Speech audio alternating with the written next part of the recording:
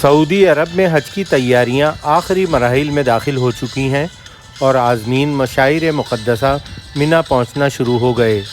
حج کی سعادت حاصل کرنا ہر مسلمان کی ہمیشہ سے دلی خواہش رہی ہے، لیکن کچھ لوگ اس مقدس فریضے کی ادائیگی کے لیے غیر قانونی طریقے اختیار کرنے کی کوشش کرتے ہیں، جو کسی لحاظ سے بھی مناسب نہیں۔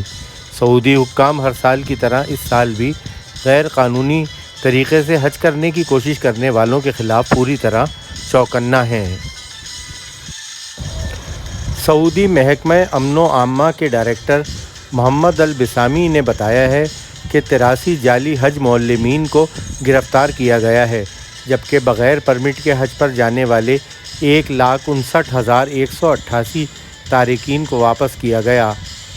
محمد البسامی نے بتایا کہ مکہ مکرمہ سے بغیر پرمٹ حج پر جانے کی کوشش پر 5,868 غیر ملکیوں کو گرفتار کیا گیا۔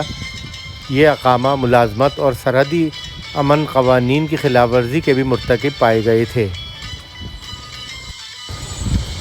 سعودی حکام نے غیر قانونی طریقے سے عازمین حج کو مشاعر مقدسہ لے جانے والے 9 افراد کو بھی حراست میں لے لیا، جبکہ مکہ مکرمہ کے باہر چیک پوسٹوں سے 1,19,118 گاڑیوں کو واپس کیا گیا۔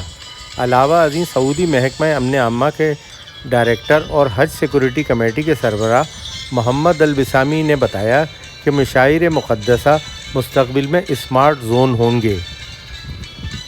سعودی حکومت نے حج سیزن کو فول پروف بنانے کے لیے سیکورٹی کی مختلف اسکیمیں تیار کی ہیں، جن کا مقصد بد امنی کی ہر کوشش کا مقابلہ کرنا ہے۔ سعودی حکام کا کہنا ہے کہ عازمین حج کی سلامتی اور انہیں نقصان پہنچانے والی ہر سرگرمی کو روکا جائے گا۔ سلامتی اور بچاؤ کے اصول پر ہر صورت عمل درآمد کیا جائے گا۔